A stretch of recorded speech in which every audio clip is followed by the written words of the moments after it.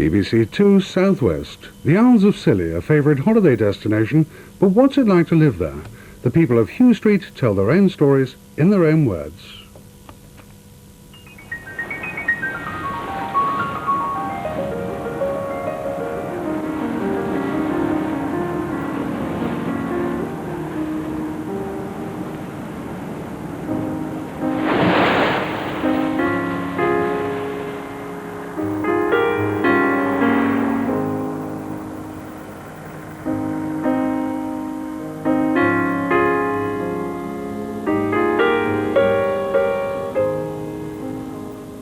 Good morning, ladies and gentlemen.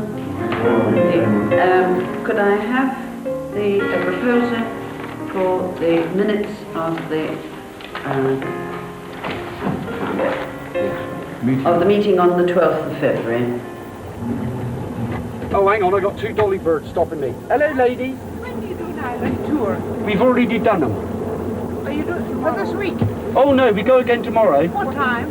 If it's bad weather, 10:30 in the morning. If it's sun shining, everybody will be on the beach taking their clothes off, so it'll be 1:30. I'll keep an eye out for you, don't worry. Right, off we go again. Now this is Hugh Street down through here, and there's an elderly gentleman on the right with a peak cap. This is my great uncle. He started the island tours in 1932. There's Uncle Vic himself. Now this is the main street known as Piccadilly. There's Debbie there. This is the main shopping area, the Isles of Scilly Steamship Company on the right. Barclays Bank is the only one in England that doesn't open on a Saturday. Steve the Butcher, he's famous, he's just had a baby. There's the Co-op retailers. The old post office on the left, that dates from the reign of Victoria. The baker's on the left. The in-place restaurant on the right, next to the Atlantic Hotel. Very nice venue for a dinner or a drink.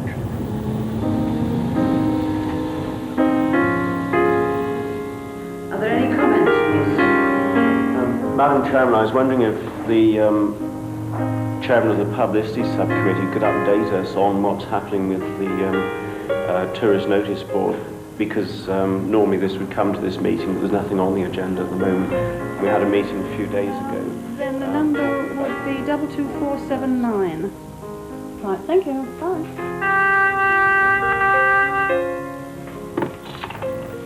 Information office, can I help you? That's right. The subcommittee went round to Joe Browning's studio. He's the gentleman who is painting the board.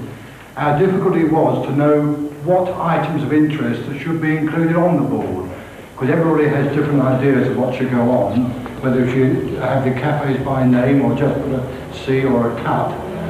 And after a long discussion, we have decided we've got symbols, we've got numbers, so the board, when it's situated outside the town hall, will show about every item of interest on the island and also the off islands.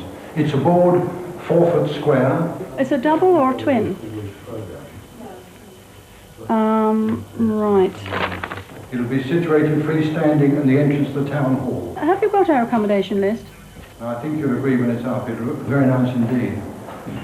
Well, if you don't have any joy, we'll send you one later, but this Beachcomber telephone number is 22682. Bell Rock Hotel. There's a vacancy at the Atlantic Hotel. Their telephone number is 417. Hotel Godolphin.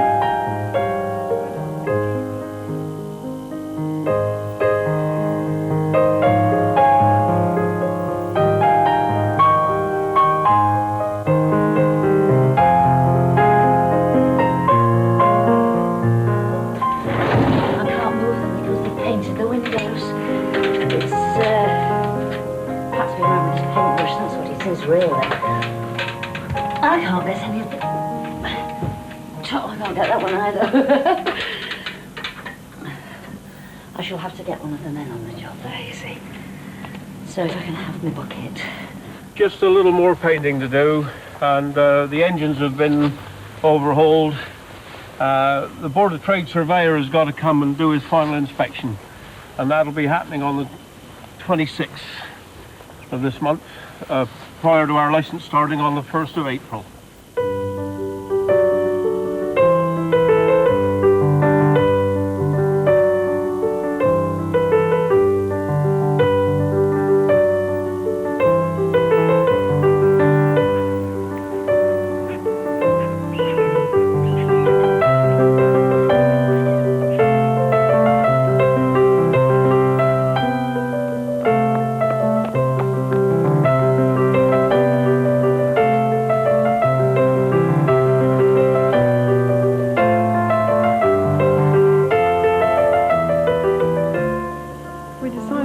Hugh Street because we thought it'd be so interesting because there's a beach on each side and it's very built up in such a small place.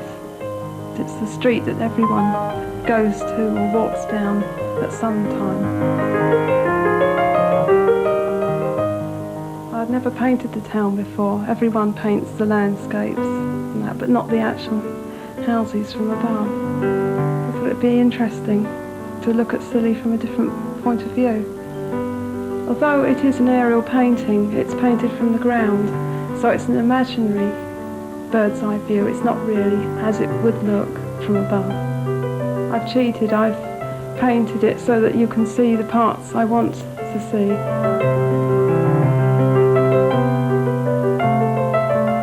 We were going to put Harold Wilson in, but he wasn't around at the time I was painting it, although he is over several times a year, because he has a house here.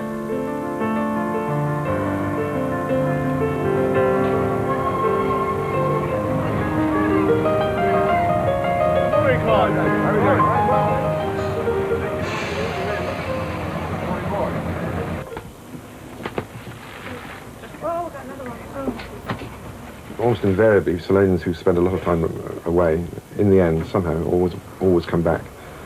And this was the case with me. After 35 years away, I came back. I was sports editor of the Western Evening Herald for about 7 years in Plymouth before I came back, and I've been editor of the Salonian magazine, which is the only publication going out of Scilly since 1925. And I was always the editor in exile.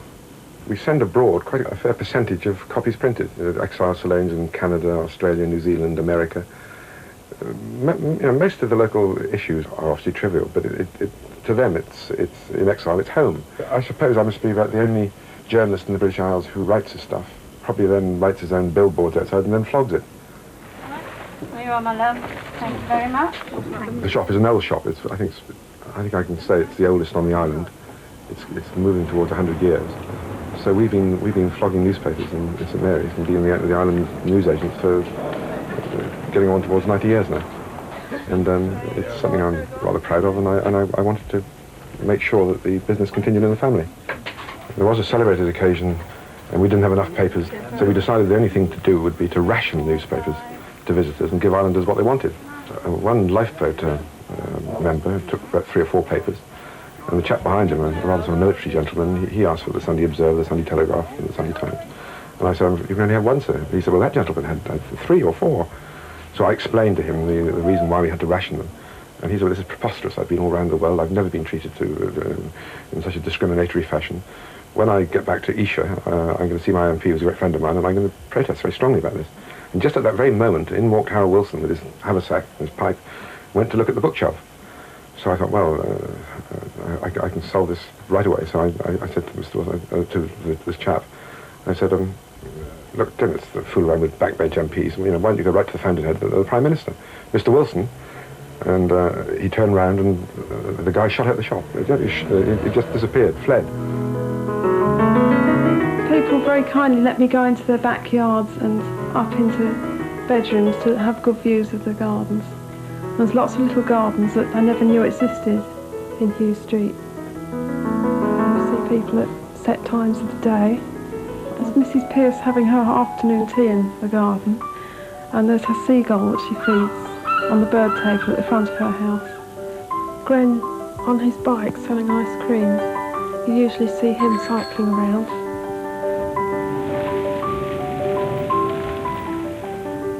One lady had her washing on the line and her pants were blowing in the wind And she said, oh, please don't put my washing in. But Janet thought it looked so comical that she did. And every time she sees her, she laughs and says, oh, you put my knickers in it. 1 steak grill, 1 lemon sole and 1 gammon.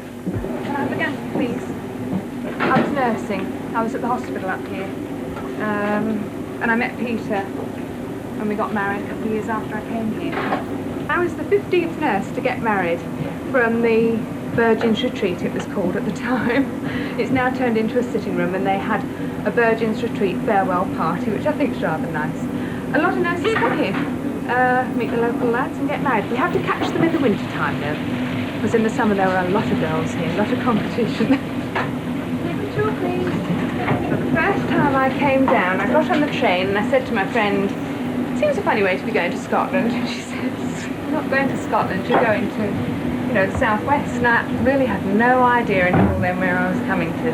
But I'm very glad, I think, 'cause it's beautiful. We catch all our own fish. My brother does the fishing. And we try as much as possible to work on fresh fish, literally fresh fish every day. It's a complete family business. David catches it with his boat, Peter sells it to the customers in the shop, and I cook it in the restaurant, and the children have to help out. What I hope to do is leave and do what I want and get my O-levels or whatever I get, and then come back and see if I get a job back here, and hope to run the restaurant in the years to come. I think they must go away and learn, go to college or whatever. They can make their own minds up and come back. But I think they've got to learn that the world's a big place. Scilly's very insular. It's small. Everybody knows everyone. If the children get into mischief, you'll get a phone call to say, did you know what they've been doing? But it's nice. They're safe here. There are very few places left in the world like it, I think. Where are you ladies for this morning? Agnes. St Agnes. Direct. Get your tickets in a boat here, look. And it'll be on the Sea King just down here on the first steps in a minute, okay? Anybody else for Tresco, St Agnes, St Martin's, Prior, Sampson? Yep. 4. 4? No, I had them in my hand already. Hello, Sampson. You're going to Sampson today? Yeah. Taking out insurance. Hey? That's on the Kingsley. Yeah. We should You got your ticket, you get your ticket in the box. If you go around to the side window, that's open now, and the boat is down behind the ship here, look, behind the ship. Yeah. All right then? Well, there's some people who've got relatives that live in the street. For example, Peter Thompson, who runs the fish and chip shop. Their shop is at one end of Hugh Street, and his dad lives on the other end of Hugh Street. Jeff Thompson was one of the first boatmen on the pleasure boats that take visitors out to the off-islands every day. He's always got a twinkle in his eyes, especially for the ladies. Visitors used to ask me why it was that I finished with the passenger trade, and I said, well, it's like this. I said, you know, one gets older but gets wiser. I was much better off by operating the diving boat than carrying passengers, because diving had its advantages, because now there's a lot of young ladies taking up diving, and of course I said to get them prepared for diving was very, very interesting. I'd had a very bad foot, in which case I was put in plaster up to my thigh, and my wife said to me that you know, you daresn't take the surprise now in case of any child stepping on your foot. Best thing you can do is take the Nemo and let Peter take the surprise. So I said to her, well, I don't know, I'm not very keen on taking them. Those people, I said, they bore me stiff. So she said, well, I think you'd be happier than staying around here with me. I said, Christ, yeah, anything would be better than that. Well, later in the day, she said, how'd you get on? I said, oh, bloody awful, they're a bloody sight worse than I thought they were. So I kidded her on like that for about 4 days, and then unfortunately, she came down to the pier to ask me to go on a special trip. She looked over the side of the pier to talk to me, and what she saw, what I was doing, she had a hell of a shock, I said, and she never spoke to me for at least 3 days after that. So I said I was just relieving a young lady of her top of her wetsuit, and I said my hands seemed to be in a rather unusual place. Or at least that's what she thought. And then she came home, she said to my son, Peter, you better get back aboard the Nemo and carry on with your diving and let Father go aboard his own bloody boat. He's not going aboard the bloody Nemo anymore. Life seemed awfully dull after that for quite a while.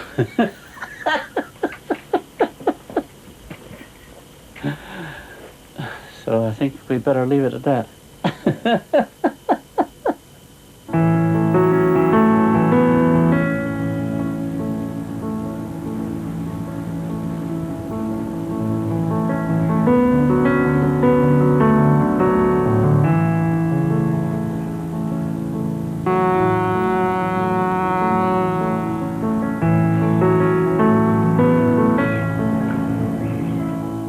When the Slonian arrives at midday, there's a mass of people just arriving, and when it goes again just after 4, they're all going back down.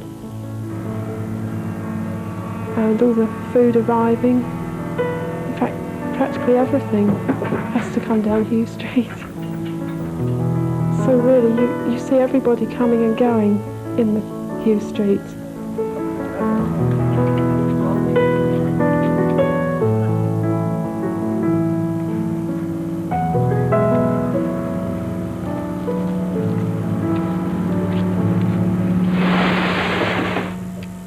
About how many years have you been cutting hair now, Sam? Oh, well, I went to see, when I first went to see after my apprenticeship. We What won't year was that go then? back in years. No. Oh, I don't know. No, you And I know. went in an old tramp steamer, one of Watts's. Oh, yeah? She was about 6 knots, 3 astern if it was blowing a gale of wind. And an old fireman came up to me, he said, how about a haircut, Sam? I said, no, I can't cut hair, never cut hair in my life. Oh, he said, I know what it is, it's just because I'm a fireman. I said, don't be stupid. Anyway, he persisted so much that in the end I cut his hair, and then I cut everybody else's, and up to the skippers. And every ship I went on then, I was known as the barber. Cut the old man's as well. The old man in Elements, they used to give me a bottle of scotch every time I cut his hair, you know, so I was all right. You're doing well with him, then. Yeah. And then when I came home, there weren't many people who could get a haircut. They couldn't get a haircut, so that's how I started doing it, to oblige them. I remember old Matthew Nichols years ago was cutting him because he'd been dead. And then we had Lord Tony Pandy, isn't it? Tony Pandy. He was in there the other day and had one. Yes, I see him in the street. Trimmed his eyebrows as well. You did? Yeah. Oh, he looked nice and did. Yours don't need doing, I think. No, yours no, is pretty no, good. no, Somebody's because been doing yours. I had mine done last night with a pencil. Who lived in the top houses, Vic? In the old street. What, on the top on the left? Yeah. Well, Hugh Street Thomas lived up there. You remember he was coxswain of the lifeboat before Nat's grandfather became coxswain. Yeah, yeah. And then right opposite that was the old prison. The old prison, yes. Where they used to put old Sonny Osborne in. Old Sonny Osborne, yes. That was really funny that morning when he was going away on the boat. The boat was going early, and it was dark, you see. And Mr. Hill, the policeman, he went to get the prisoner out. And while he was locking the door, he took to his heels. He went down, ran right to the country, went down to Bower Point, got a punt and rode back to St. Martin's. I don't think he served his sentence at all afterwards. No, they let it go then. They let it go then, Yeah. so he ran away with it. You're coming on big. I don't think you need much more off now. No, I don't. No, don't ruin me here. You don't like the modern type? No, it's a good job then that Lady Pat.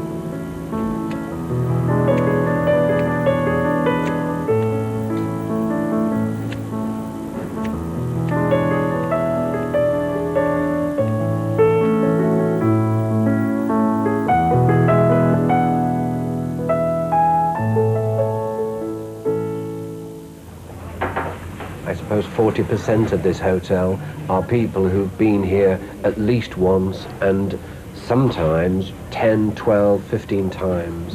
When people have been before, we put PV by their name, which means that they're a previous visitor.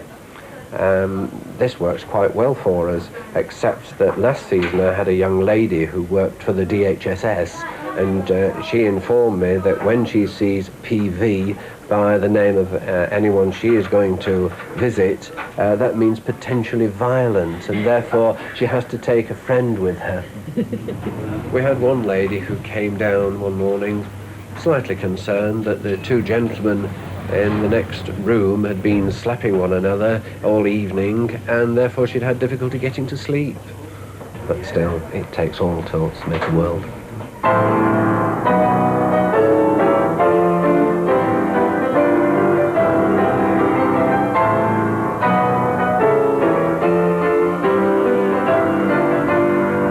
What's actually going on tonight? This is the Sloan Entertainers getting ready for their tomorrow night's performance, and this is the wedding. We've built up to the wedding, and now this is the finale of the first act. Is it going well? Well, not too bad. We have done one performance already, really, but they forget it in a fortnight. You know, we didn't need another rehearsal before tomorrow night, really. I think I better go and join them now. Is that right?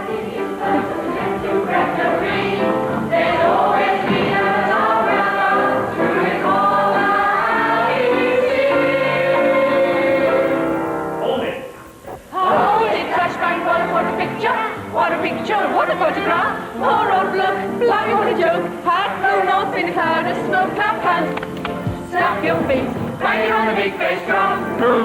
What a picture, I'm feeling pum pum pum pum. Sticky family album. Hold it! Dad come in the house new, you know, when it was new. I think it was about 1927, I think. But, I mean, I obviously can't remember it then. My brother, youngest brother, was the first baby born in this street. But when I come here, when I can remember them, the whole street was complete then. Except that over with the steamship company office and that, there was an old building there for several years when I was a boy. And there used to be a chip shop up the top and the prison down below. We used to go around the back and go up a wood ladder to go up the chip shop. Matt Lethbridge, who used to be the coxswain of the lifeboat for years and years, we painted him outside his front door. His wife, you can just see standing in the doorway, and the street wouldn't be complete without them.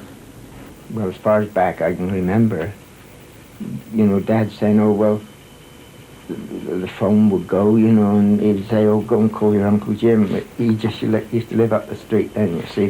Dad lived there, he was a coxswain. Then the engineer lived next door, Mr. Thomas. And my uncle lived one door up from that. He was the same coxswain. And then the second engineer lived next door to him, so it was a matter, you know, run up the street and sort of, you could get half a crew in the street, like, you know. But then, of course, when I got old enough, well, I mean, naturally, I went aboard with Dad, you know. When we was boys, I used to go out with Dad to parks and fishing in the summer holidays and things like that, you know, and then we was always out in punts and going away to pulling off to Tresco or Sampson or something like that. And I joined up with the Air Force in the Air Sea Rescue. And I come back fishing again, you know, so I've sort of been doing it all my life, really. I mean, the sea, to me, it's just like cars are to you, you know, I mean, and as long as I got a good boat, as long as I know the boat's all right, I'm not worried about the sea, you know, not really. I would be afraid to drive around London or anything like that, you know, I mean, that's out of my sort of field altogether. That would frighten me to bloody death. As regards the lifeboat, I mean, the only fear I really had in there was that you weren't going to be able to do what you set out to do, or you weren't going to be able to get there in time, or something like that, or whether you were doing right, you know. Is it over there? Is that message right, or has it drifted somewhere else, or you know, that sort of thing. And I mean, you see lots, perhaps at night time you see a light and you think, that shouldn't be there, that isn't the right one, it must be over there. You know, that sort of worries, as you might say, trying to make up your mind whether you were on the right track or the wrong track, you know. And if it was a trip that they were going on a search and the weather weren't too bad, well, I mean, we used to go to bed and take the wireless with us and sort of keep an ear to it, but I mean, on such nights as the pen lay, well, we stayed up all night, you know. Mayday relay, mayday relay. I suppose you always wonder what might happen, don't you? All stations, this is Land's End radio. Well, I mean, I remember most of them, really. From York, Braemar. Braemar. That was a very long, worrying sort of trip, you know. Worrying in fact whether it was supposed to sink in 12 hours and we was done it for about 13, you know. You always worried then because there was quite a crowd aboard at first, and you're worrying whether you're doing right, whether to leave them aboard. Well, eventually we did take them off before dark and then continued towing it.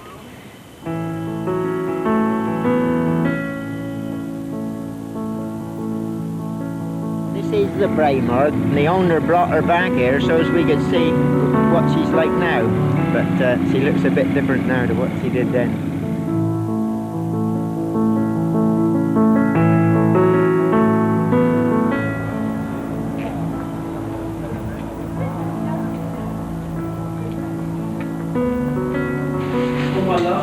Thank you very much. Are you in the gigs tonight? Yeah, give them a stick, see what we can do. Good.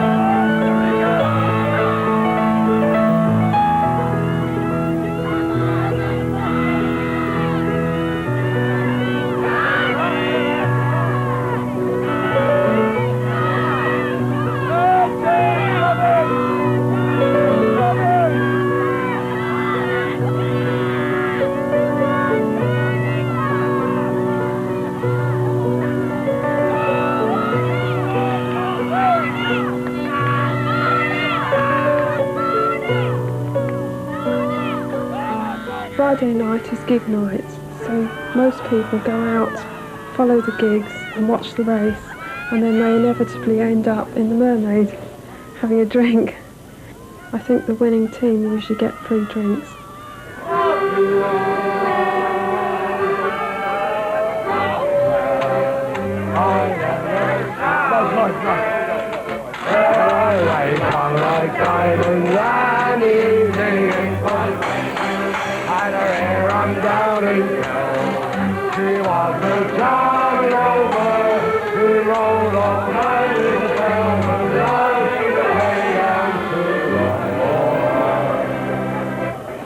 Coxon won it for us tonight. He cut every rock in, that's how it does it. He cut all the rocks in and he won it for us tonight. Didn't he, lad? He did, he He won it for us tonight. won the race. He won it for us tonight. So, He loses a lot, but he wins a few. anybody watching when it comes to the silverware, the Nornor's there. Any burnouts, eye on the silverware, boys. When it counts, we're in. Camera crew, fill her up. Yeah! Camera crew, fill her up.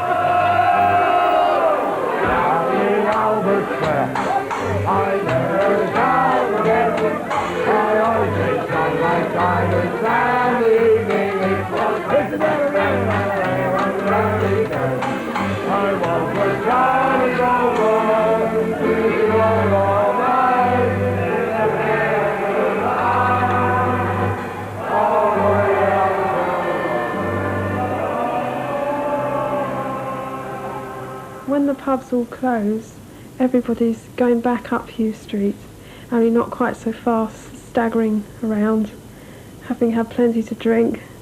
I'm sure plenty of people have a hangover on a Saturday. I forgot to tell you people, by the way, that's the best guest house on the island there. It says, sorry, no vacancies. The gentleman who owns it's the local undertaker and mortician. There's the cabana. There's Uncle Vic again on the right. He's just wandering down for his loaf of bread. I think if we'd had more time, There are a lot of people we'd love to have put in, but of course you can't put everything in, especially when there's a time limit. Here we are back at Park House, where we actually end the tour.